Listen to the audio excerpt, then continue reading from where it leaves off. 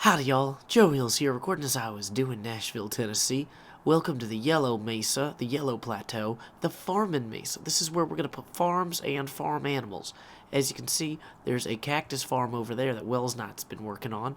And my house is in the distance over there. I kind of picked this spot because I wanted to be close enough from my house so I don't have to go through the nether.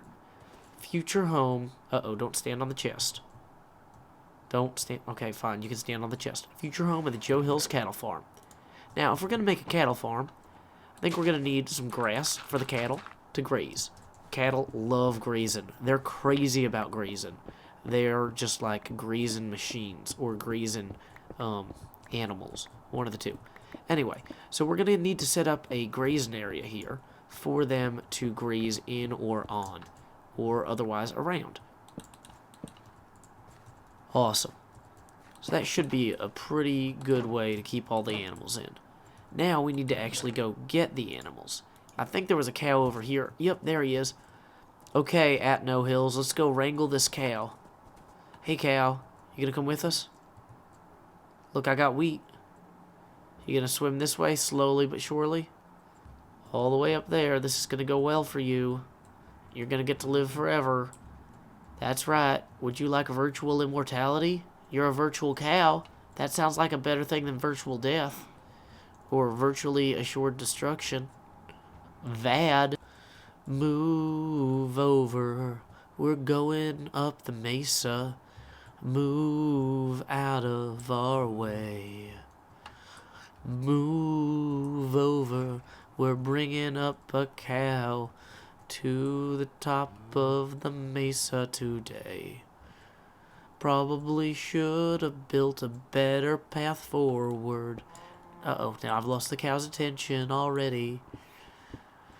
And we're gonna have a lot of problems with this entire scheme. It's becoming clear to me. Okay. Here we go. Yeah, there we go. One cow successfully wrangled. And, of course, I have no idea how to get out of here. Great, now we gotta find a second cow. That might be a little bit more complicated, because I actually don't know. I knew where that cow was before.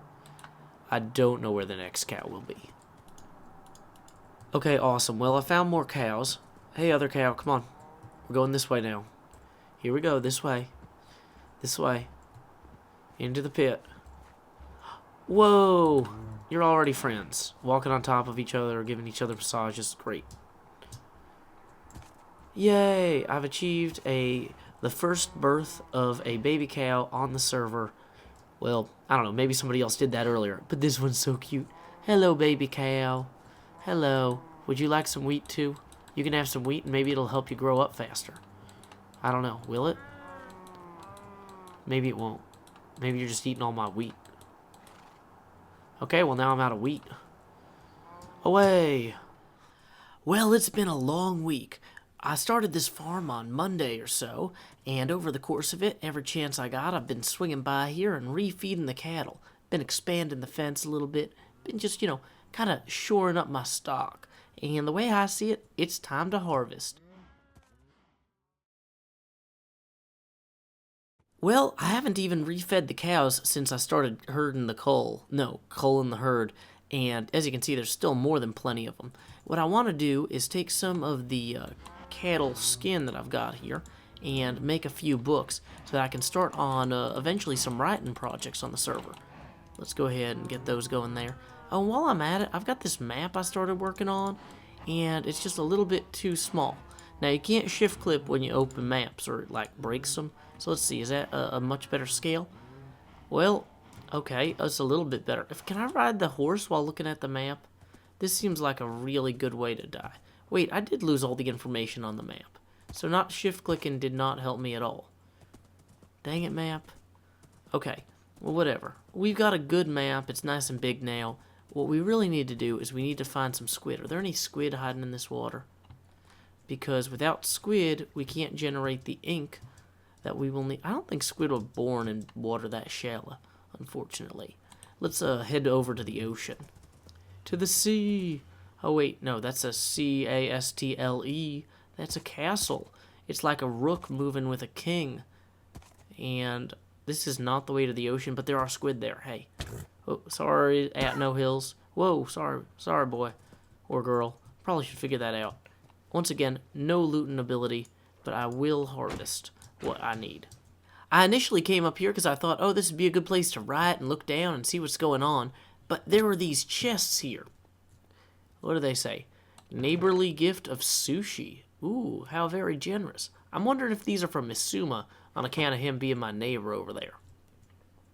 Let's see. Ooh, and a neighborly gift of unwanted armor. Unbreaking 3, protection 3. Ooh, I'm liking these. I'm liking both of these. These are great gifts.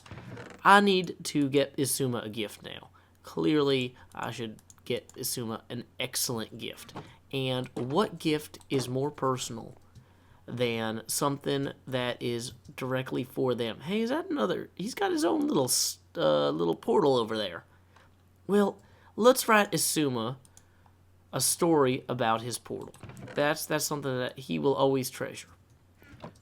So we come up here. We fail to jump up several times, despite the fact that we've been playing Minecraft professionally for years. We create a brand new book, and then we have to write in it. That's the tricky part.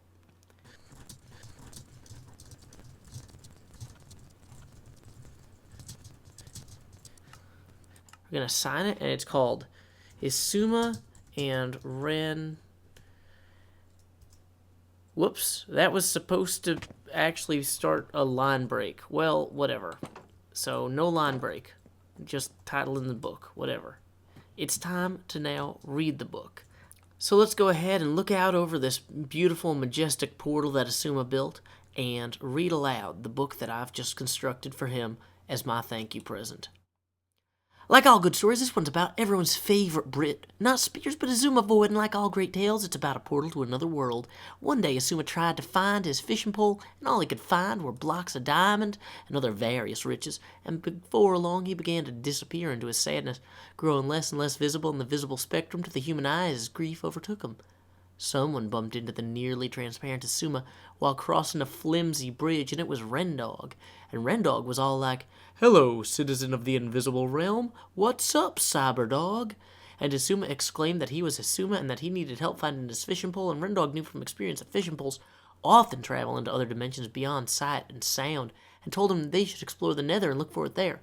Isuma put on some diamond armor so that Rendog wouldn't keep bumping into him in his invisibility, because it didn't matter, because he was so excited about his search he became partially translucent again and the color returned to him. And then they went to the nether and they discovered that the portal was actually to some sort of underworld landscape built of fire, brimstone, flames. And who did they run into next? It was Data from Star Trek Beyond, and he was all properly speaking English and telling them that this area was dangerous for humanoid life forms, and he used his lightsaber to deflect a gas blast back into it with 128-bit machine precision. And Rendog asked Isuma if they could trust Data, and Isuma replied that he wanted to believe that all machine are intrinsically good, even though he knew logically that couldn't be true, but this quest into the underworld was beyond logic anyway. Data said there was nothing beyond logic, and that Star Trek Beyond was all about accepting that, and that Isuma should really go see it sometime, but to skip Batman vs. Superman.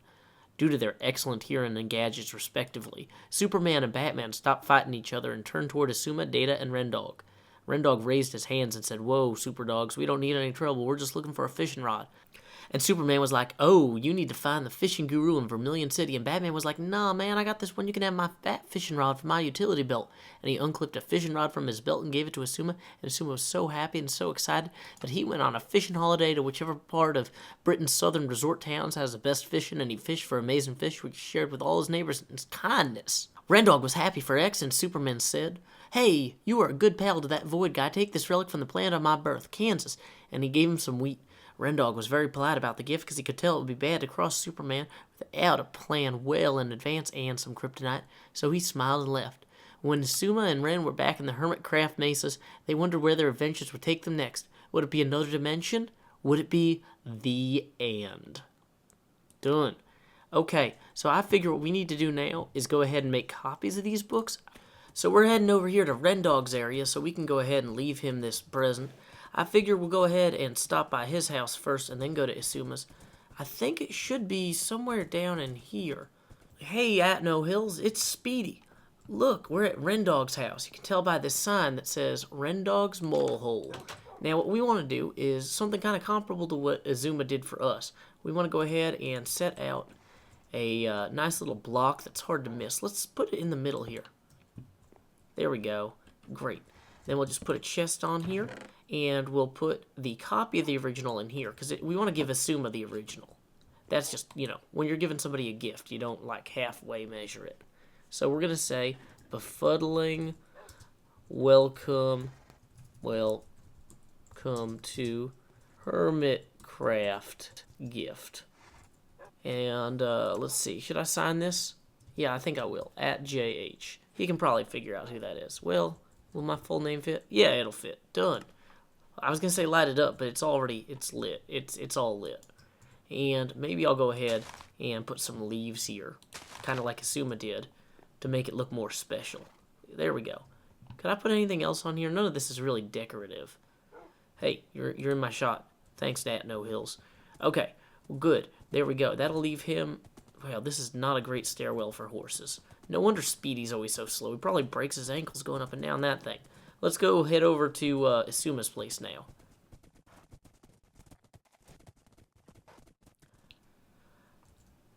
Wow, Asuma's place is really coming together. Well, this part isn't. This part's still just kind of like an open area. So let's go ahead and set this right in the middle of the open area where it's really hard to miss. We're just going to put a chest right up atop of there. I don't know if that's the best direction for it to be facing, but there we go. Asuma and Ren. And we'll put the bat fishing rod in there too. And we'll leave a note that says, thanks, neighbor.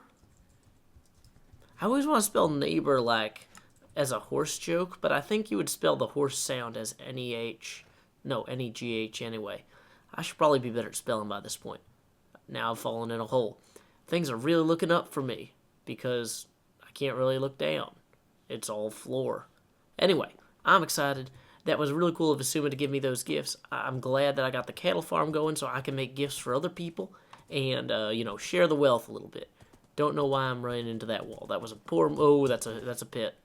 I really don't come over here very often, so I don't know where the safe, traversable, horse-friendly terrain is. Ooh, okay, back on the path. Well, it's been a fun episode. I hope you guys have had fun, too. Until next time, y'all, this is Joe Hills from Nashville, Tennessee. Keep adventuring.